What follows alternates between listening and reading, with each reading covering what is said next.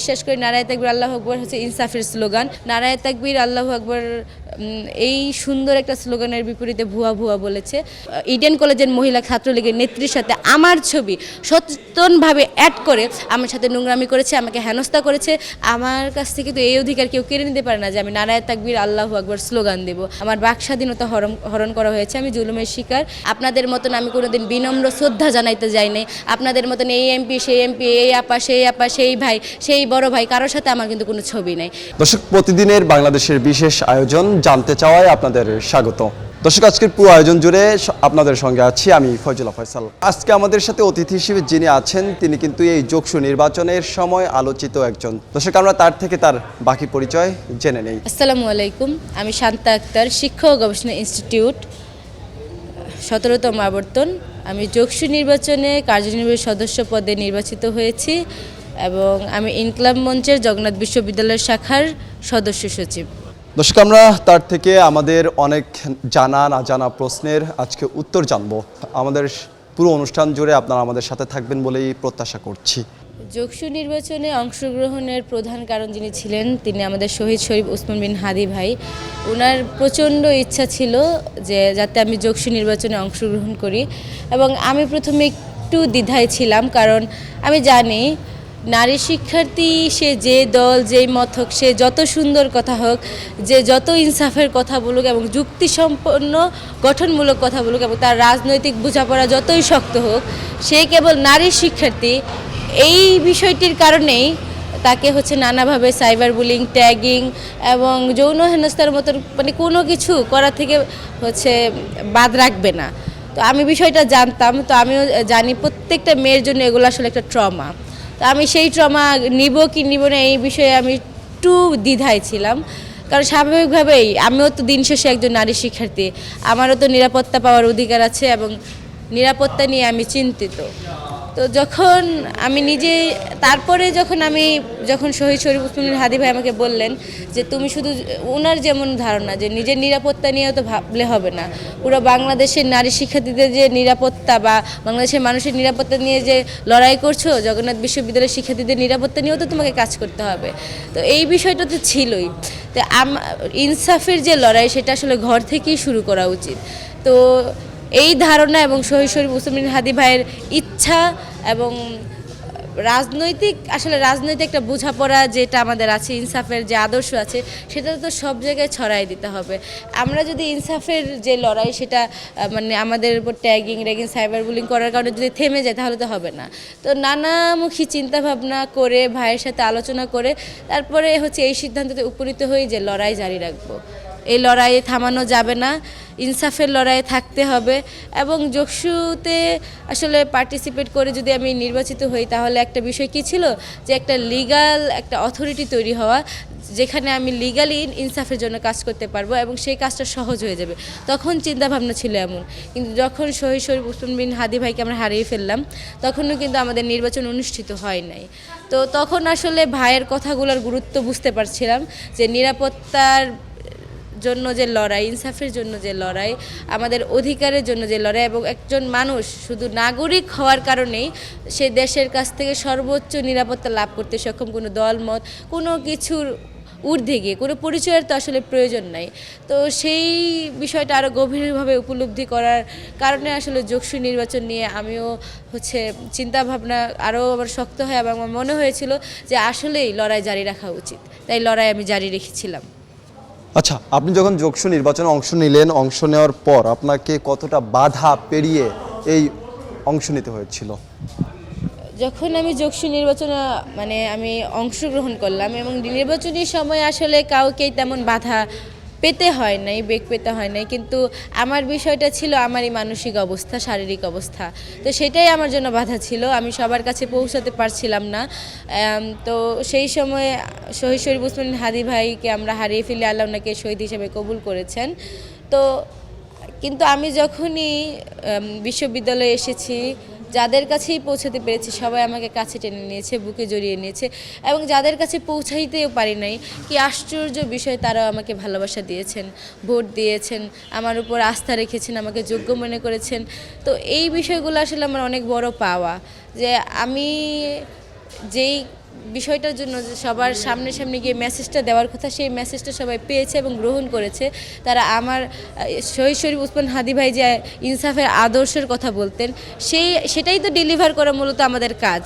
তো সেই আদর্শ একটু হলেও মানুষের মনে ছড়ায় দেওয়া গেছে, এবং আমি যে সেই আদর্শের সাথে আছি সেটা আসলে তারা এটা গ্রহণ করেছে, এই জন্য আমি কৃতজ্ঞ।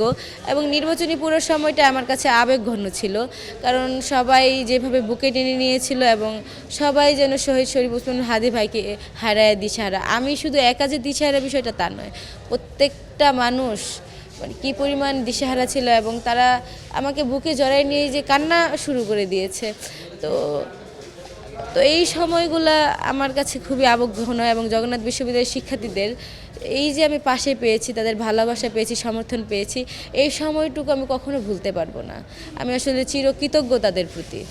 নারায়ে তাকবীর, আল্লাহু আকবার। এই স্লোগান হচ্ছে আল্লাহর মহত্ব বয়ান করে। আল্লাহর মহত্ব বয়ান করে এই স্লোগান তো আমরা প্রত্যেকটি মুসলমানই দিতে পারি, তাই না? এখন আমি হিজাবি না নন হিজাবি, আমি আসলে ঠিক কতটুকু ভালো মুসলমান এবং কতটুকু খারাপ মুসলমান, এটা কিন্তু আসলে বিবেচ্য বিষয় নেই। বিবেচ্য বিষয় একটাই, আমি যা বিশ্বাস করি, আমি বিশ্বাস করি নারায়ে তাকবীর আল্লাহু আকবার হচ্ছে ইনসাফের স্লোগান। এবং আমি বিশ্বাস করি নারী, পুরুষ, হিজড়া এবং যে কোনো হচ্ছে মতের মানুষ যারা আছে, যারা আমরা ধর্মীয়ভাবে মুসলিম, সাংস্কৃতিকভাবে মুসলিম। সাংস্কৃতিক মুসলিমটা আসলে কি, দেখুন, আমিও তো আসলে পর্দা প্রথা যেটা আমাদের বিধান আছে সেটাকে হচ্ছে সরাসরি এখনও আমি বাস্তব জীবনে হচ্ছে ইমপ্লিমেন্ট করতে পারিনি, কিন্তু আমিও কিন্তু হচ্ছে হিজাব পরতাম, আগেও পড়তাম। অনেকে বলে আপনি তো আগে হিজাব পড়তাম না, আমি আগেও হিজাব পড়তাম, যেটা কি হতো মাঝে মাঝে হিজাব ছাড়াও আসতাম। তাহলে হিজাব ওই সময় আমি যেহেতু তো ভালো মুসলমান হইতে পারিনি, তো ওই সময়ও হিজাব পরার কারণ কি, এটা হচ্ছে আমাদের সংস্কৃতির একটা অংশ। আমার মা বোরকা পরেন, আমার দাদি বোরকা পরেন, এবং দেখুন যেটা বিষয় হচ্ছে আমাদের মধ্যে এখনও ওই রীতিটা আছে, যখন কোনো ময়মুরব্বী আসে আমরা কিন্তু আসলে ঘুমটাটা একটু উপরে উঠে তাদের সাথে কথা বলি, সালাম দিই, এগুলো আমাদের সংস্কৃতির অংশ। তো একজন ভালো মুসলমান হইতে পারি না, এটা একটা গ্লানির বিষয়, কিন্তু আমি হিজাব পরেছি কেন, এটা তো কোনো গ্লানি হইতে পারে না। এবং আমি যতই খারাপ মুসলমান হয়ে থাকি না কেন, আমার কাছ থেকে তো এই অধিকার কেউ কেড়ে নিতে পারে না যে আমি নারায়ে তাকবীর আল্লাহু আকবার স্লোগান দেব, আল্লাহর মহত্ব বয়ান করব। তো এই অধিকার আমার থেকে মানে হরণ করা হয়েছে, আমার বাক স্বাধীনতা হরণ করা হয়েছে, আমি জুলুমের শিকার।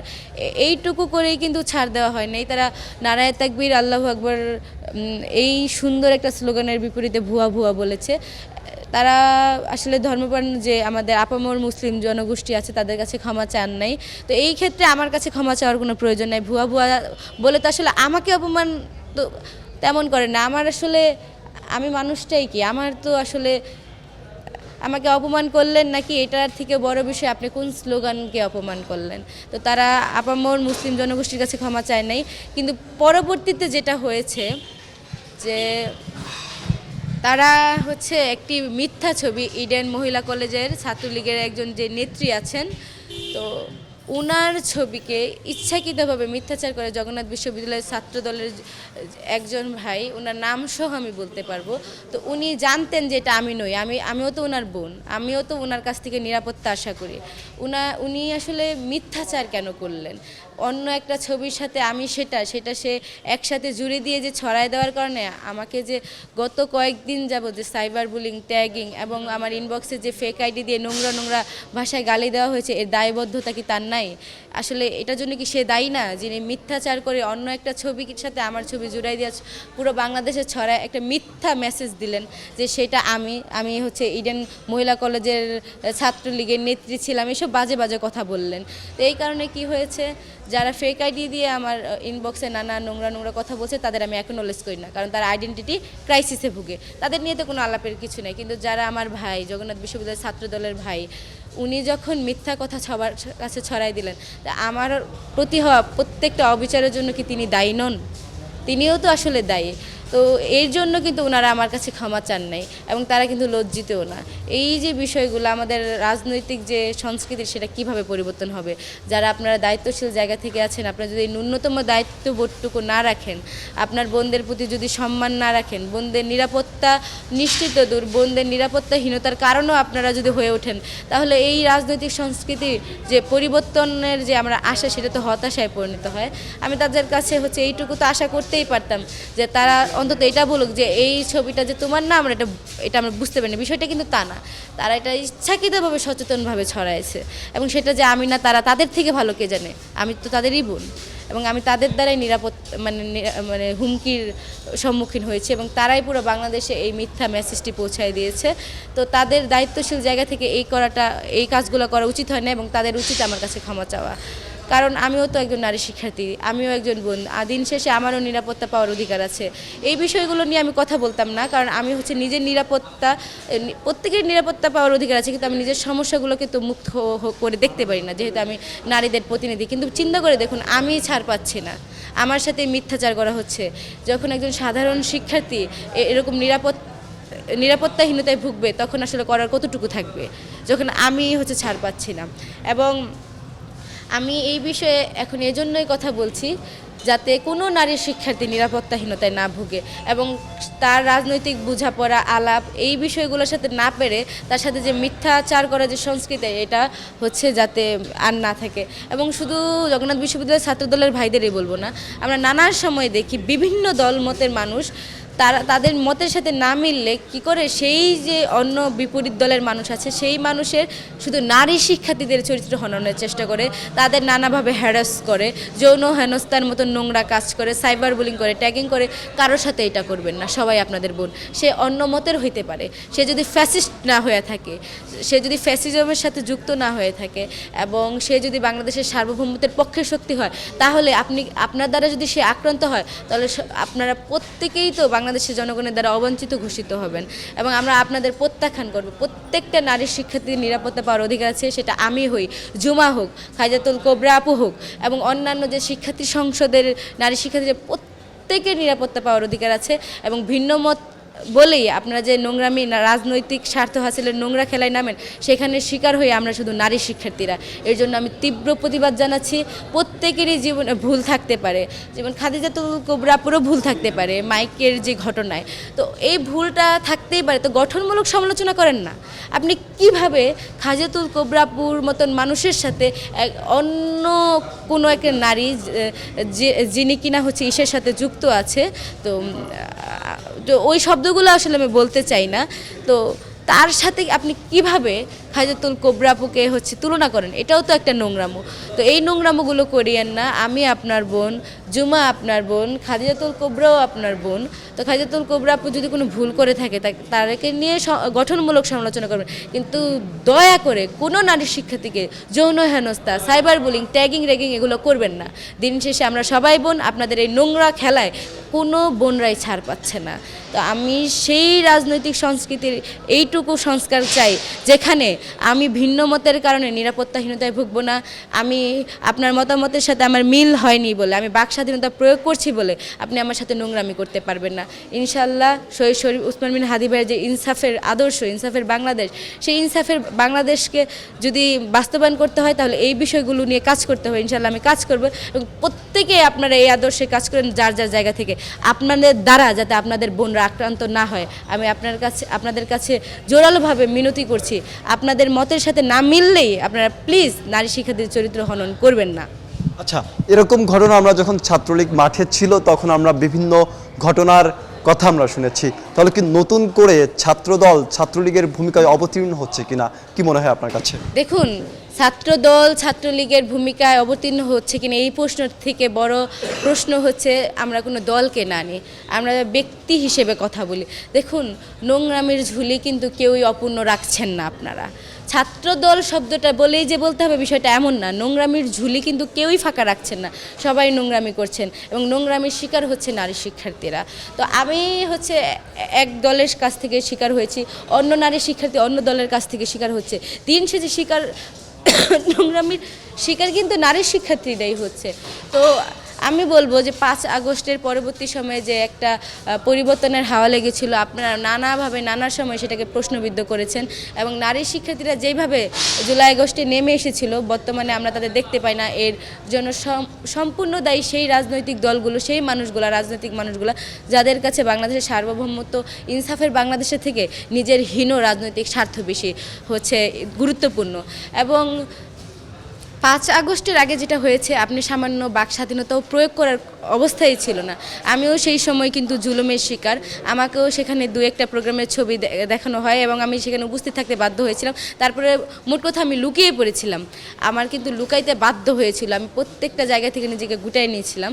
তো সেই সময়ে এবং তারপরে জুলাই আগস্টে আমরা সবাই আসলে যে ফ্যাসিজমের পতন ঘটাইছি, তারপরে একটা জিনিসের পরিবর্তন কি, যে হ্যাঁ সাইবার বুলিং, র্যাগিং ট্যাগিং এখন পর্যন্ত হয়েছে, কিন্তু বাক স্বাধীনতা প্রয়োগ করার কারণে এখন পর্যন্ত কোনো নারী মানে তারা সরাসরি কোনো নারীই কিন্তু ছাড় পায় না। এই যে ধর্ষণ, তারপরে আরও যে নোংরা নোংরা খেলা, এগুলো কিন্তু খেলছে, এখনও সেগুলো অব্যাহত আছে।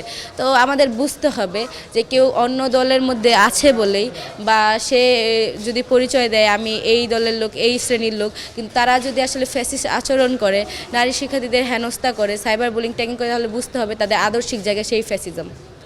তাদের আদর্শিক জায়গা তারা এখন মুখোশ ধারণ করেছে, তারা যেই দলের অংশ হিসেবে এখন নিজের পরিচয় দিচ্ছে, আসলে তারা সেই আদর্শের না। কারণ আমি যতটুকু জানি, বিএনপি বলুন, জামাত বলুন, তাদের যে নীতিমালা, আদর্শ, সেখানে তো নারী হেনস্থার কথা থাকতে পারে না। তারপরেই যারা নারী হেনস্থা করছে, তার মানে তারা সেই দলের সাথে মিশে গিয়ে ফ্যাসিজম কায়েম করতে চাচ্ছে, সেই পুরনো বন্দোবস্ত ফিরিয়ে আনতে চাচ্ছে। বাংলাদেশের প্রত্যেকটা মানুষের কাছে আমার একটা আহ্বান থাকবে, যারা এই ধরনের কায়দায় আপনার মা বোনদের হেনস্থা করবে, তাদের সাইবার বুলিং করবে, হিজাব পরার কারণে জামাত শিবির বলবে, ট্যাগিং দিবে, এবং অন্য মতের যে বোন, সে তার বাক স্বাধীনতা প্রয়োগ করার পর আপনার মতের সাথে না মিললেই তার চরিত্র হননের যে চেষ্টা করা হবে, তাদের প্রতিহত করবেন, তাদের প্রতি সচেতন থাকবেন এবং ভোটের মাধ্যমে অবশ্যই প্রত্যেককে জবাব দিবেন। ক্যাম্পাসে কি আগে ছাত্রলীগের রাজনীতি করাটা এক প্রকার বাধ্যতামূলক ছিল কিনা? দেখুন, সেটা তো আমাকে প্রশ্ন করার থেকে এই বাস্তবতা তো ভুলার কোনো জায়গা নেই। তখন রাজনৈতিক যে বাস্তবতা ছিল, তো আপনি হচ্ছে কোনো গঠনমূলক কাজ করছেন, আপনার কোনো ভালো গুণ আছে এবং সেটাকে কাজে লাগানোর জন্য বা তাদের হীন স্বার্থ প্রয়োগ করার জন্য তারা কিন্তু যে কোনো ধরনের কাজ করেছে। আমার সাথে কী হয়েছে, তারা 2-1টা প্রোগ্রামে আনতে বাধ্য করেছে এবং তারা কিন্তু অনেকবার চেয়েও আমাকে হচ্ছে তাদের কেন্দ্রীয় কোনো হচ্ছে প্রোগ্রামে আনতে পারে না, কারণ আমি লুকিয়ে গিয়েছিলাম ওই সময়। আমি নিজেকে কখনোই একজন সাহসী মানুষ দাবি করি না, কারণ সেই সময় আমি লুকিয়ে গেছিলাম। হ্যাঁ, জুলাই আগস্টে আমরা সাহসী হয়ে উঠেছি, তো সেই সময় লুকিয়ে যাওয়ার পরে তো আমি আসলে এক প্রকার জুলুমের শিকার। এবং তখন যা হয়েছিল যে আমি তাদের প্রোগ্রামে অংশগ্রহণ করছি না এবং তাদের কোনো পদ পদবিও কিন্তু আমি কখনোই গ্রহণ করিনি। সবচেয়ে মজাদার বিষয় হলো, ছাত্রলীগের সাথে যে আমি যুক্ত, ছাত্রলীগ নিজেও সেটা জানে না। কিছু মানুষ যারা আমাকে, কিছু সিনিয়র ছিলেন যারা জোর করে আমাকে 2-1টা প্রোগ্রামে আনতে বাধ্য করেছে, আমি যখন প্রথম বসেছিলাম, তারপরে কিন্তু কোনোভাবেই আমাকে এর সাথে যুক্ত করতে পারেন নাই। তো সেই কিছু সিনিয়রের দ্বারা আমি জুলুমের শিকার হয়েছিলাম এবং বর্তমানে সেই 2-1টা ছবি এবং আমার কোনো পদ পদবি নাই, কোনো কেন্দ্রীয় কোনো প্রোগ্রামে আমি কখনো কোনো দিন অংশগ্রহণ করি নাই। আপনাদের মতন আমি কোনো দিন বিনম্র শ্রদ্ধা জানাইতে যাই নাই। আপনাদের মতন এই এমপি, সেই এমপি, এই আপা, সেই ভাই, সেই বড় ভাই, কারোর সাথে আমার কিন্তু কোনো ছবি নাই, কোনো কিছুই নেই। তারপরেও যে 2টা ছবি আছে, সেটার জন্য আপনারা আমার কাছে জবাব দিয়ে যেতে পারতেন এবং আমি এটা স্পষ্ট করেছিলাম যে সেই সময় আপনারা রাজনৈতিক বাস্তবতা জানেন, আমি নিজেও জুলুমের শিকার, আমাকে উপস্থিত থাকতে বাধ্য করা হয়েছিল। আপনারা নিজেরা জেনে, তারা কিন্তু সচেতনভাবে জানে যে আমি কেন সেই 2-3টা প্রোগ্রামে আমার ছবি দেখা যাচ্ছে, তারা কিন্তু এটা জানে। কিন্তু সেই রাজনৈতিক বাস্তবতা তারা অস্বীকার করে, তারা অন্য এক ইডেন কলেজের মহিলা ছাত্রলীগের নেত্রীর সাথে আমার ছবি সচেতনভাবে অ্যাড করে আমার সাথে নোংরামি করেছে, আমাকে হেনস্থা করেছে। তাদের কারণে পুরা যে বাংলাদেশে সেই নোংরা মানুষগুলো আছে, তারা ইনবক্সে আমাকে গালিগালাজ করে, আমাকে নানাভাবে যৌন হেনস্থা করছে অনলাইনে এবং আমি ট্যাগিংয়ের শিকার হচ্ছি এবং আমার যে নিরাপত্তাহীনতা তৈরি হলো, এখানে তাদেরই দায়। এবং ছাত্রদলের যে ভাই, যিনি কিনা আমাদের এখানে দায়িত্বরত আছেন, ওনার নামও আমি বলতে পারবো। তো উনি যে ইচ্ছাকৃতভাবে এই নোংরামিটা ছড়াইলেন, নাম সহকারে ছাত্রলীগের যে ইডেন মহিলা কলেজে আমার ছবি, তো এটা তো তার দায়িত্বহীনতা এবং আমার নিরাপত্তাহীনতার পিছনে উনিও কিন্তু দায়ী। আমি ওনাদেরও দায়ী করব। ভবিষ্যতে যদি আমার সাথে কোনো আরও হীন কোনো কিছু ঘটে তার দায়বদ্ধ তার উপরই থাকবে, কারণ সেই এই ছবি ছড়িয়েছে তা আবার সচেতনভাবে, অসচেতনভাবে না, কিন্তু একদম সচেতনভাবে সে ছড়াইছে এবং সে আমার কাছে ক্ষমা চায় নাই, সে লজ্জিত না সে তার এই মিথ্যাচারের জন্য। তো আমি চাই প্রত্যেকটা মানুষ তার ভুলগুলো বুঝতে পারুক এবং যে নোংরা খেলা খেলছেন এগুলো আপনারা থামাই ফেলেন, আমি আপনার কাছে এই আকাঙ্ক্ষাই করছি। করেছিল আপনি বারবার একটা কথা বলেছিলেন যে ওসমান হাদি বলেছিল যে শান্তা জিতে আসতে হবে, এই বিষয়টা যদি একটু বলতেন। শুধু যে যোগসু নির্বাচনের জন্য যে উনি অনুপ্রেরণা, ওনার ইনসাফের আদর্শ আমরা তো আসলে ধারণ করি, তো উনি তো যোগসু নির্বাচনের জন্য আমার অনুপ্রেরণা ছিলেন। শুধু শুধু যোগসু নির্বাচন নয়, বাংলাদেশে যে ইনসাফের লড়াই হয়, দেখবেন এখন বাংলাদেশের আপামর জনতার লিডার একজন ফিগার হচ্ছে শহীদ শরীফ উসমান বিন হাদি ভাই। তার ইনসাফের লড়াই সবাই তার জীবনে বাস্তবায়ন করতে চায়। আমার জীবনে ছোট বড় প্রত্যেকটা কাজের পিছনে আসলে উনিও অনুপ্রেরণা হয়ে থাকবেন। ইনসাফের লড়াই আমাকে অব্যাহত রাখতে হবে, লড়াই জারি রাখতে হবে, জিতই জীবন না যুদ্ধই জীবন, এই যে অনুপ্রেরণাগুলো উনি দিয়ে গিয়েছেন এটাই আমাদের অনুপ্রেরণা ছিল, থাকবে ইনশাল্লাহ। এই অনুপ্রেরণা নিয়েই, এই ইনসাফের আদর্শ নিয়ে জগন্নাথ বিশ্ববিদ্যালয় সহ বাংলাদেশের জন্য যদি আমার পক্ষে কিছু সম্ভব হয় আমি সেই সর্বোচ্চ চেষ্টাটা করে যাব এবং ইনসাফ কোনো দিন ছাড়বো না, আপোষ কোনো দিন করবো না। হাদি ভাইয়ের কোন কথাটা সবচেয়ে বেশি মনে পড়ে এখনো? উসমান হাদি ভাইয়ের প্রত্যেকটি কথাই তো খুবই গুরুত্বপূর্ণ ছিল এবং উনি আমাদের যেভাবে ভালোবাসতেন এবং নিজের ছোট ভাই বোনের মতন স্নেহ করতেন, দায়িত্বশীল ছিলেন প্রত্যেকটা জায়গায়, সেটা ওনার যেই কথাটা আমার সবচেয়ে বেশি মনে পড়ে, জান দিব জুলাই দিব না। ভাই তো কথা রাখলেন, কিন্তু আপনারা তো ভাইয়ের কথা রাখলেন না। উনি যে বললেন যে আমার বুকে বা মাথায় যেই পর্যন্ত গুলি না করছি স্ট্রাগল মনে করছি না, তো অন্তত আমি মারা গেলে আমার বিচারটা করে, নাহলে বাংলাদেশে এমন কেউ জন্মাবে না। ভাই ভাইয়ের কথা রাখলেন, বাংলাদেশ ভাইয়ের কথা রাখলেন না। দেখুন, আইনিভাবে নিরাপত্তার জন্য লড়াই শুরু হোক আমার কোনো নারী শিক্ষার্থীর জন্য যারা আমাকে ম্যান্ডেট দিয়েছে, প্রতিনিধি দিয়েছে। আমি প্রথমেই বলেছি আমি আমার সমস্যাকে সমস্যা মনে করছি, চ্যালেঞ্জ মনে করছি, কিন্তু মুখ্য সমস্যা মনে করছি না। তো আইনি সহায়তা অবশ্যই নিব এবং আমি আসলে দেখতে চাই যে এই যে নোংরামির খেলা কত দূর যাচ্ছে, যেহেতু ফেক আইডি দিয়ে অনেকে আমার সাথে নোংরামি করছে, যারা নিজেদের আইডেন্টিটি ক্রাইসিসে ভুগে তাদের তো আমি অ্যাকনোলেজ করতে চাই না। তো আইনি সহায়তার যে বিষয়টা আসলে আইনি সহায়তা নিশ্চিত করতে হবে এবং নারী শিক্ষার্থীরা শুধু দেখুন, আইনি সহায়তা দিয়ে যদি নারী শিক্ষার্থীর নিরাপত্তা নিশ্চিত করা যেত তাহলে জুমা এখন পর্যন্ত হচ্ছে নিরাপত্তাহীনতায় ভুগত না, সাইবার বুলিং, ট্যাগিং, হ্যারাসমেন্ট এসবের কিন্তু সম্মুখীন হইতো না। তারপরে রাফিয়া বলুন, তারপরে খাদিজাতুল কুবরাপুর কথাই বলুন, প্রত্যেক মানুষের ভুল ত্রুটি থাকতে পারে, কিন্তু আসলে তো দিন শেষে উনিও নারী শিক্ষার্থী, ওনার নিরাপত্তা লাভের অধিকার আছে এবং কেউই তাকে মানহানিকর কোনো শব্দ তার প্রতি ব্যবহার করতে পারে না। তো প্রত্যেকেরই তো আমাদের আসলে আইনি সহায়তা লাভের অধিকার আছে, কিন্তু যখন বিষয়গুলো ফেক আইডির মাধ্যমে হয় তখন আরও কঠিন হয়ে যায় এবং আইনি সহায়তা তো আসলে ম্যান্ডেটরি। তো ভবিষ্যতে এই ধরনের যদি কোনো অ্যাকশনে যায় তো আপনাদের অবশ্যই জানাবো। তবে কোনো নারী, কোনো শিক্ষার্থী তাদের সাথে যদি এরকম কিছু হয় তাহলে তাদের সামান্যটুকু ছাড়ও দেওয়া হবে না। আপনারা রাজনৈতিক আলোচনা সমালোচনা করবেন, সেটা গণতন্ত্রের সৌন্দর্য, কিন্তু এটা করতে গিয়ে আপনি কোনো নারী শিক্ষার্থীর চরিত্র হননের চেষ্টা করতে পারবেন না। সেই পরিবর্তনের হাওয়া শহীদ উসমান বিন হাদি ভাই তার রক্তের মাধ্যমে রচিত করে গেছেন এবং সেটা শুরু হয়েছিল জুলাই আগস্টে, কিন্তু আসলে যার যার হীন স্বার্থ চরিতার্থ করার জন্য সবাই যার যার এখন স্বার্থ হাসিলেতে ব্যস্ত, ক্ষমতা কীভাবে আদায় করা যায় তাতে ব্যস্ত। এবং আপনারা দেখবেন প্রত্যেকটি রাজনৈতিক দল শহীদ শরীফ উসমান বিন হাদি ভাইয়েরকে ব্যবহার করছে কেবল তাদের প্রচারণার জন্য। কেউ কিন্তু হত্যার জন্য সোচ্চার না, হত্যার বিচার কেউ চায় না, কিন্তু সবাই শহীদ শরীফ উসমান হাদি ভাইয়ের ভালোবাসে। এটা আসলে দ্বিচারিতা, এই ভণ্ডামি। দ্বিচারিতা যারা করে তারা আসলে হিপোক্রেট। তো এই বিষয়গুলো, তো আমি চাই প্রত্যেকটা নারী সেই নিরাপত্তা লাভ করুক এবং সেই লড়াইটুকুই করতে চাই যে আমার বিপরীতে বলবে তারও নিরাপত্তা যাতে নিশ্চিত করতে পারি। এর জন্য যতটুকু করা যায়, আসলে একদিনে কোনো কিছু সম্ভব না, ছোটো ছোটো ছোটো ছোটো করে সেই পথেই যাতে আগায় যেতে পারি। আল্লাহ আমাকে তৌফিক দান করুন। আচ্ছা, একটা ভিডিও আমরা এখনও দেখছি সামাজিক যোগাযোগ মাধ্যমে ভাসছে, সেটি হচ্ছে যখন ফলাফল প্রকাশিত হলো, ফলাফল প্রকাশিত হওয়ার পর আপনি নারায়ে তাকবীর, আল্লাহু আকবার স্লোগান দিলেন এবং হাদি হত্যার বিচার চাইলেন। এটি তখন তৎক্ষণাৎভাবে কেন এই প্রতিবাদটা জানিয়েছিলেন? যখন সবাই বলছিল আমরা সবাই হাদি হব, যুগে যুগে লড়ে যাব, তৎক্ষণাৎ যেহেতু এটা বিজয়ের মুহূর্ত, আমি তো আসলে স্তব্ধ হয়ে গেছিলাম।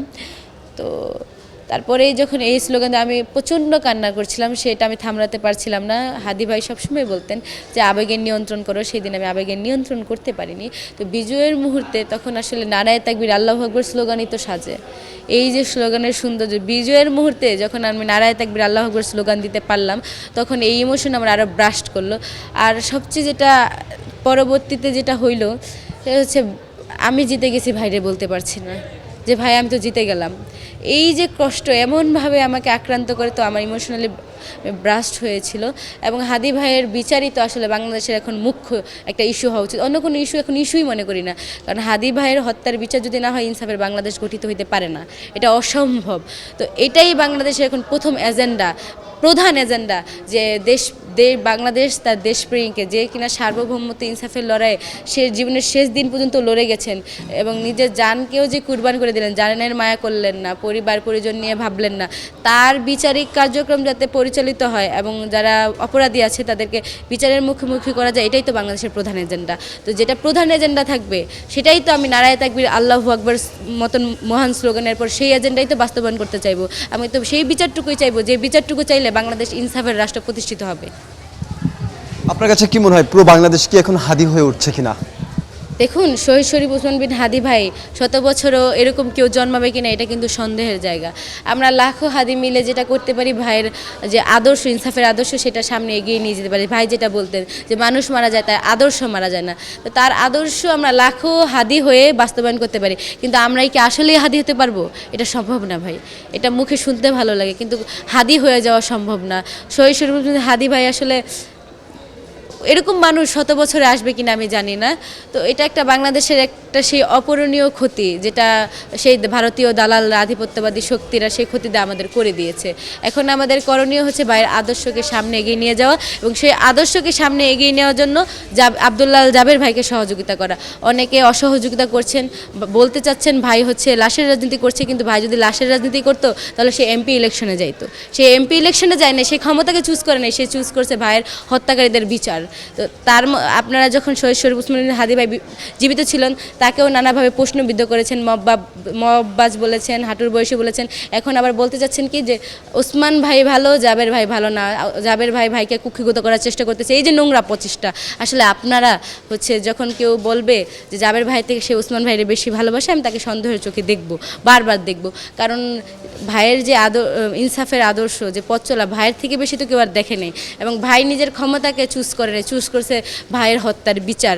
এমন একটা মানুষকেও যখন আপনারা প্রশ্নবিদ্ধ করা শুরু করে দিয়েছেন, এবং জাবের ভাইকেও ডিহিউম্যানাইজ করার যে নোংরা প্রচেষ্টা কিন্তু শুরু হয়ে গেছে, তো এটা তীব্র আমি প্রতিবাদ জানাই। এবং বাংলাদেশের মানুষ আসলেই যারা শহীদ শরীফ ওসমান বিন হাদি ভাইকে ভালোবাসে, তারা জাবের ভাইকে সহযোগিতা করছে। এবং যারা ভালোবাসে না ভাইকে, এবং যারা দালাল, যারা হচ্ছে নিজের স্বার্থ, হীন স্বার্থ ছাড়া কিছু বোঝে না, তারাই জাবের ভাইকে অসহযোগিতা করছে। এবং এই অসহযোগিতাকারীরাই বাংলাদেশের জন্য হুমকি স্বরূপ। এবং বাংলাদেশের মানুষের কাছে অনুরোধ, আপনারা তাদের প্রতি সচেতন হবেন এবং চিনে রাখুন কারা জাবের ভাইকে প্রশ্নবিদ্ধ করার চেষ্টা করতেছে, ভাইয়ের আদর্শকে বাস্তবায়ন করার পথে কারা প্রধান বাধা। আচ্ছা, আরেকটা বিষয়, জুমা এবং হাদি এই দুইজনকে নিয়ে বিভিন্ন ন্যারেটিভ সামাজিক যোগাযোগ মাধ্যমে একটি গোষ্ঠী সৃষ্টি করছে, এটি নিয়ে আসলে কি বলবেন বা প্রতিবাদের জায়গা? প্রতিবাদের জায়গা হচ্ছে তারা দালাল। তাদের প্রতিহত করতে গিয়ে আমার ভাই হচ্ছে জীবন দিয়েছে, সার্বভৌমত্ব প্রতিষ্ঠা করতে গিয়ে ভাই জীবন দিয়েছে, ইনসাফের রাষ্ট্র প্রতিষ্ঠা করতে গিয়ে ভাই জীবন দিয়েছে। ঝুমা তো হচ্ছে ভাইয়েরই সেই একজন সৈনিক, এবং আমরা তো ভাইয়ের একদম ছোট বোনের মতো।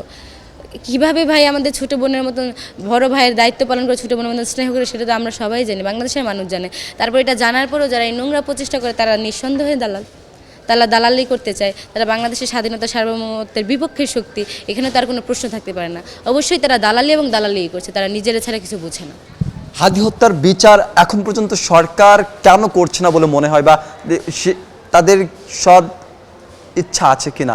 হাদি হত্যার সদ ইচ্ছা আসলে সরকারের আছে কিনা, কি মনে হয় আপনাদের ইনকিলাব মঞ্চের পক্ষ থেকে? সদিচ্ছা যদি থাকতোই তা এতদিনে তো বিচারিক কার্যক্রম শুরু হয়ে যেত, সেটা তো আসলে ওরকমভাবে হয় নাই। তারা যেটা যে কিনা গুলির নির্দেশ দিয়েছে তার কথা বলেছে, তার আগে কে প্ল্যান করলো, কে টাকা দিল, কে আশ্রয় দিল, এই বিষয়ে কিন্তু কোনো আলাপ নাই। আমাদের হচ্ছে যে চার্জশিট দিয়েছে সেখানে কিন্তু কিছু নাই। শুরু হয়েছে কোথা থেকে, যে কে হচ্ছে গুলি করার জন্য হুকুম দিয়েছে। তো এটাও তো একটা দায়িত্বহীনতা।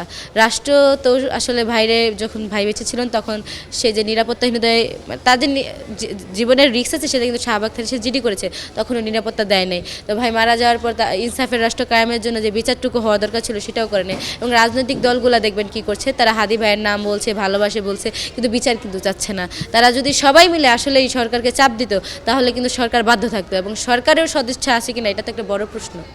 আসলেই তো আমরা তো সদিচ্ছা দেখছি না। যখন সদিচ্ছা দেখি না তখন কিভাবে বলি যে সরকারের সদিচ্ছা আছে এই বিচার করার জন্য? তো আজ হোক কাল হোক শেখ হাসিনার বিচার হয়েছে না, সেই খুনি দালালদেরও বিচার হবে। এবং এখন যারা দালালদের আশ্রয় দিচ্ছেন এবং অসহযোগিতা করছেন, ইনকলাব মঞ্চকে অসহযোগিতা করছেন এবং এই বিচারক কার্যক্রমকে অসহযোগিতা করছেন, এই আপনাদের মুখস্থ আজ হোক কাল হোক বাংলাদেশের মানুষের সামনে খসে পড়বে। সেদিন আপনাদেরও বিচার হবে। সেই দিনের অপেক্ষায় আমরা আছি। তবে সেই দিনের অপেক্ষায় থাকলে তো হবে না, আমাদের কার্যক্রম আমরা চালিয়ে নিয়ে যাচ্ছি। আমরা আসলে যেই পর্যন্ত শহীদ শরীফ ওসমান বিন হাদি ভাইয়ের হত্যাকারীদের বিচারের মুখোমুখি করতে না পারবো, আমরা তো আসলে থেমে নাই, আমরা থেমে যাব না। এই লড়াই আমরা জারি রাখবো আজীবন। এই নির্বাচন কতটা সুস্থ হবে বলে মনে করেন? জগন্নাথ বিশ্ববিদ্যালয়ের শিক্ষার্থী সংসদ নির্বাচন অনেক সুষ্ঠু হয়েছে, এবং আপনারা জানেন যে গণতন্ত্রের সবচেয়ে সুন্দরতম ফুলটি আমাদের বিশ্ববিদ্যালয়ে ফুটেছে। এখানে কেউ বলে নাই যে মেশিন নষ্ট, আমি মানি না, বিচার মানি তালগাছ আমার, তারপরে হেরে গেছি, এখানে কোনো ফাঁকফোকর আছে, এমন কিন্তু হয় নাই। আমাদের যিনি রাকিব ভাই আছেন উনি শিক্ষার্থীরা ওনার থেকে একটু বেশি ম্যান্ডেট হচ্ছে রিয়াজুল ভাইকে দিয়েছেন, এটা উনি মেনে নিয়েছেন। এবং উনি বলেছেন যে আরে বোকা, যোগসু চাইছি যোগসু হয়েছে। এই যে একটা সৌন্দর্য উনি স্টাবলিশ করলেন, এই সৌন্দর্য আপনি অন্য কোনো শিক্ষার্থী সংসদে পাবেন না। সবাই রিয়াজুল ভাইকে একটু বেশি ভালোবেসেছে বলেই তো তাকে নির্বাচিত করেছে। তার মানে যে রাকিব ভাইকে কেউ ভালোবাসে না এমন তো না। অনেক শিক্ষার্থী তাকেও ম্যান্ডেট দিচ্ছে, একটু কম বেশি হয়েছে, কিন্তু সবাই আমরা দিন শেষে সফল। যোগসু নির্বাচন নিয়ে ভবিষ্যৎ বা আপনার পরিকল্পনা কি? যোগসু নিয়ে আপনার কি কাজ করার ইচ্ছা রয়েছে? জগন্নাথ বিশ্ববিদ্যালয় মানে যোগসু নিয়ে আমার যে পরিকল্পনা সেটি হচ্ছে আমাদের ইশতেহার যেটা দেওয়া হয়েছে প্যানেল থেকে, প্লাস আমার ব্যক্তিগত যে ইশতেহারগুলো সেগুলোকে বাস্তবায়ন করা, শিক্ষার্থীদের সাথে কাজ করা এবং আমার শত্রুর সাথেও ইনসাফ করা। শত্রু যদি জুলুমের শিকার হয় আমি যাতে তার পাশে দাঁড়াই, এবং প্রত্যেকটি ইশতেহার যাতে 1 বছরের মধ্যে বাস্তবায়ন হয়, এটাই আসলে আমার এবং আমাদের প্রধান এজেন্ডা। দর্শক, আজকের মতো বিদায় নিচ্ছি। আবারও অন্য কোনো পর্বে আবারও আপনাদের সাথে যুক্ত হব। সে পর্যন্ত প্রতিদিনের বাংলাদেশের সাথেই থাকুন।